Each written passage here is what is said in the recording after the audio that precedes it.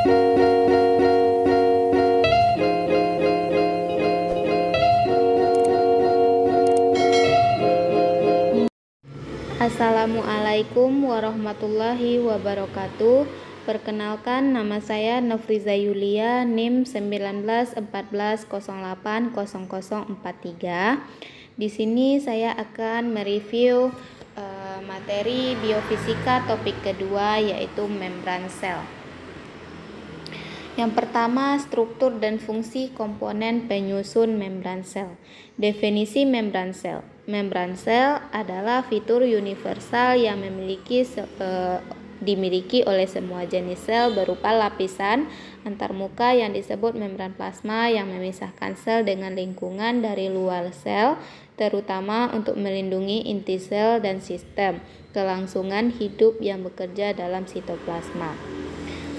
Selanjutnya, teori membran sel. Yang pertama yaitu Gortel dan F. Grendel pada tahun 1925 menyatakan penelitiannya pada organisme lipid dalam membran sel darah merah. Yang kedua, Davson dan Danieli pada tahun 1938, membran plasma tersusun dari dua lapisan lipid, ujung hidrofobiknya saling berhadapan seperti susunan Michel yang dapat larut dan berkaitan sesama dengan interaksi hidrofobik. Yang ketiga yaitu J.D. Robertson pada tahun 1957, yaitu membran tertentu dengan omnium tertoksida membentuk lapisan trilaminar yang berkarakteristik. Selanjutnya, S.J. Singer dan Nicholson pada tahun 1972 mengajukan model cairan mozaik bagi plasma-lemma.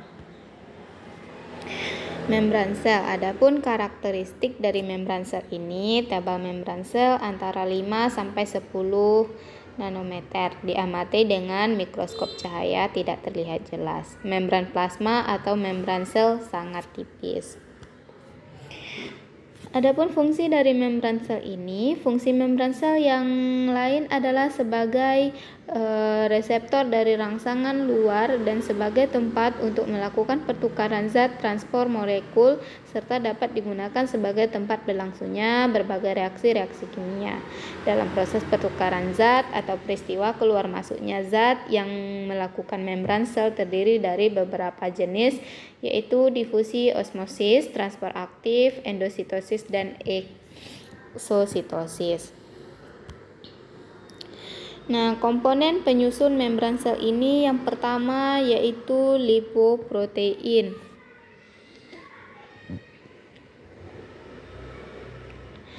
Yaitu gabungan antara lemak dan protein. Yang kedua, glikoprotein.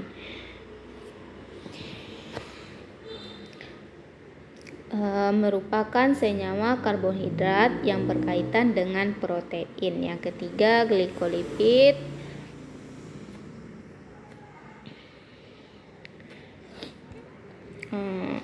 Yaitu merupakan senyawa karbohidrat yang berkaitan dengan lipid, dan fosfolipid.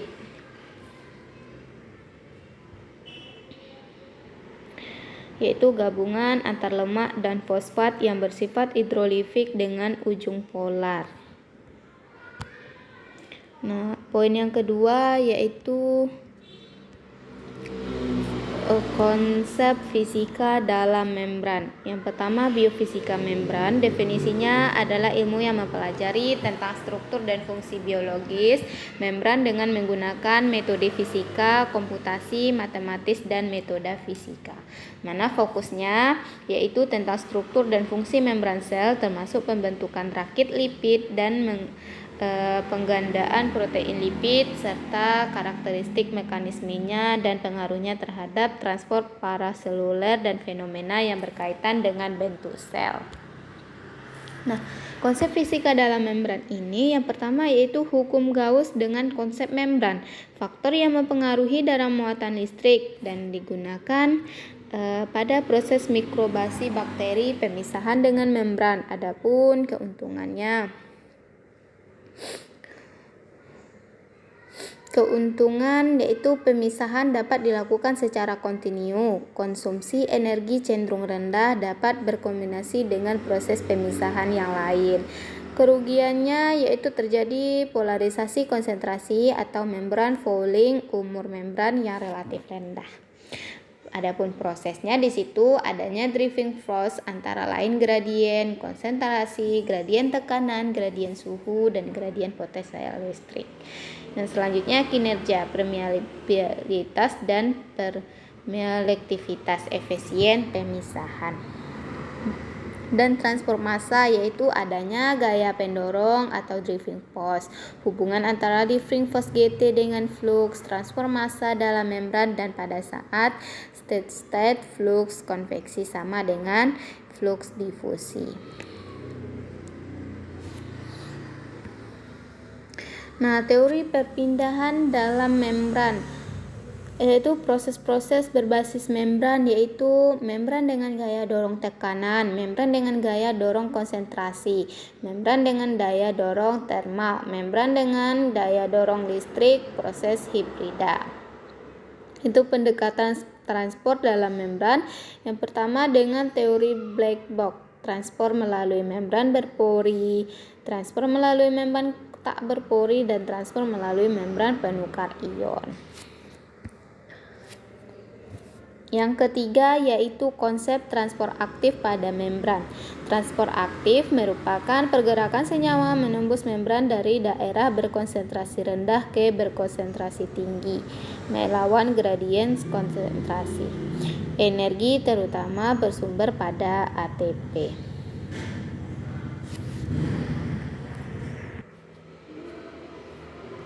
Adapun contoh transport aktif yaitu pompa ion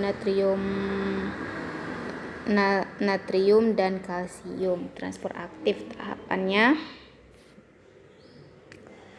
proses perubahan karir X menjadi X0 dengan menggunakan sistem energi, yaitu X mengikat metabolisme menjadi X0.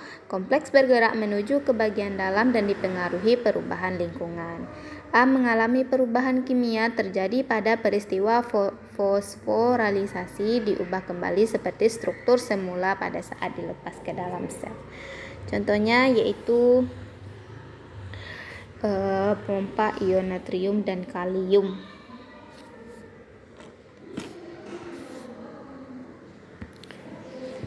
Poin yang keempat yaitu konsep difusi pada membran. Konsep difusi perpindahan substansi tertentu dari konsentrasi tinggi ke konsentrasi rendah.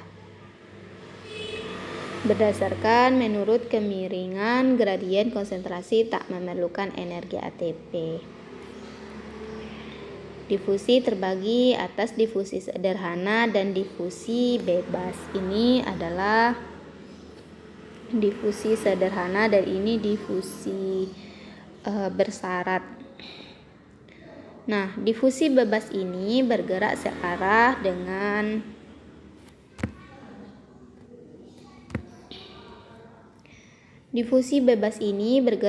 dengan gradien konsentrasi zat berdifusi langsung atau bebas tanpa memerlukan protein karir atau pembawa.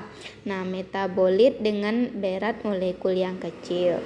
Mekanisme difusi bebas yaitu molekul yang dilarutkan bersifat tetap, bergerak, bertabrakan berulang kali setiap detik. Nah, ini difusi bersyarat yaitu diperlukan adanya perbedaan konsentrasi dan dalam prosesnya tidak memerlukan energi. Gerakan senyawa melewati membran jauh lebih cepat, adanya protein karir pada membran. Protein karir mengangkut senyawa-senyawa yang tidak bisa melewati lapisan lipid secara langsung.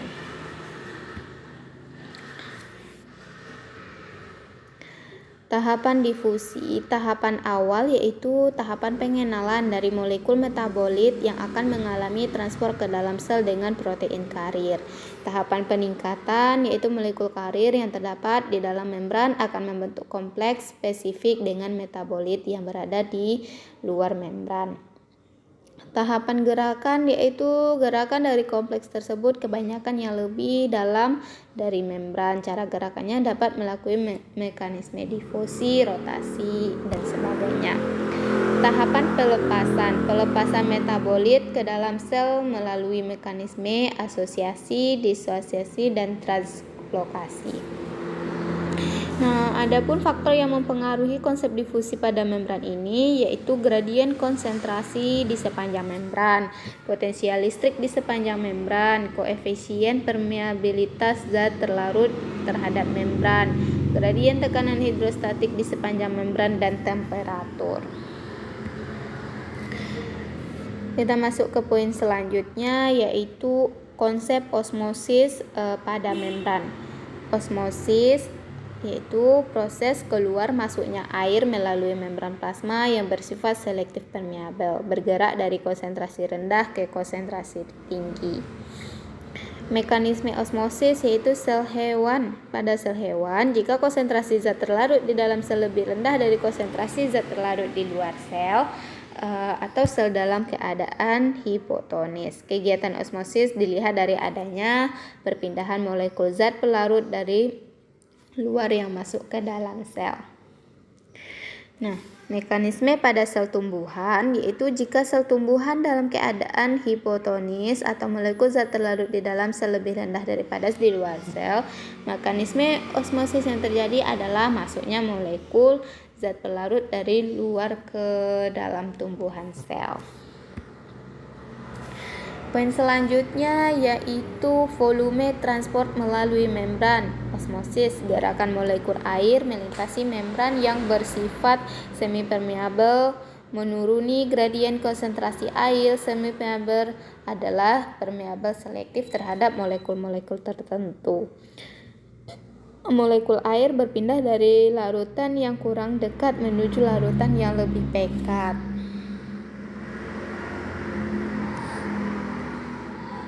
Volume transport membran yaitu volume menyerap penurunan volume dengan osmolaritas rendah dan pangkat volume larutan dengan osmolaritas tertinggi, menghasilkan tekanan hidrostatis, dan besar tekanan osmosis itu berhubungan dengan suhu dan volume. Adapun secara matematis ditulis P sama dengan nRT per V. Poin selanjutnya yaitu konsep transport pada darah. Nah, yaitu fokusnya pada jaringan penghubung. Jumlah volume darah adalah 7% dari berat badan berlaku untuk pria, sedangkan wanita jumlahnya lebih sedikit.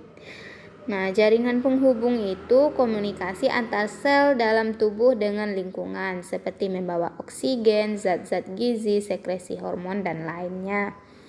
Nah, komposisinya bagian cair 55% yaitu plasma cairan jernih berwarna kekuningan. Bagian padatnya 45% dan komponen plasma terdiri dari air 91%, protein 8% dan mineral 1%. Nah, eritrosit yaitu padat, berbentuk cakram, tidak bergerak. Hemoglobin, pigmennya berwarna merah, menyebabkan oksigen dibawa ke paru-paru, erythroblast normal plus, dan kadar normal. Kadar normalnya yaitu pria dewasa berkisar antara 13,5 sampai 18 gram dan wanita dewasa 12 sampai 16 gram. Poin selanjutnya yaitu prinsip kerja tekanan osmotik pada teknologi. Osmotik, tekanan hidrostatik yang membentuk dalam larutan yang lebih pekat saat osmosis. Tekanan osmotik inilah yang akan mempertahankan keseimbangan osmotik antara suhu larutan dan pelarut murninya yang dipisahkan oleh membran semipermeabel. Proses terjadinya osmotik ini yaitu wadah A diisi dengan air murni. Ini wadah A diisi dengan air murni dan wadah B diisi dengan suatu larutan. Nah, proses osmosis dengan membran semipermeabel dan dipisahkan oleh membran semipermeabel.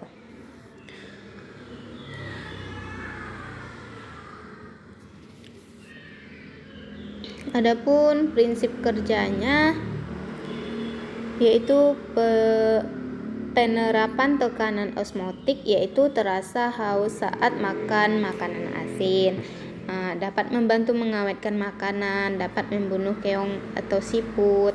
Nah, faktor yang mempengaruhinya yaitu temperatur, tebal membran semipermeabel, ukuran molekul pelarut.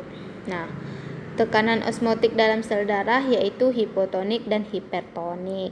Manfaat tekanan osmotik itu yaitu proses cuci darah dan dalam industri makanan serta permunian atau desalinasir paut. Nah, menghitung tekanan osmotik itu secara matematis dapat kita cari dengan PV sama dengan N kali RT, persamaan hukum gas ideal yang ada di mana tekanan dan volume berbanding dengan jumlah mol, konstanta gas dan suhu. Adapun nilai keislaman dalam topik kedua ini membran sel yaitu Quran As-Sajadah ayat 5, yaitu tafsirnya tentang keteraturan alam membuktikan kekuasaan dan keesaannya. Dia mengatur segala urusan makhluknya di langit, yakni alam melaut, ke bumi, yakni alam bumi. Kemudian urusan itu dibawa naik oleh malaikat kepadanya. Dan dalam suatu hari yang kadar atau lamanya adalah 1000 tahun menurut perhitunganmu. Selanjutnya Quran Surat Al-Fatir ayat 9 dan 27. Ini adalah referensinya. Sekian dari saya akhiri dengan wassalamualaikum warahmatullahi wabarakatuh.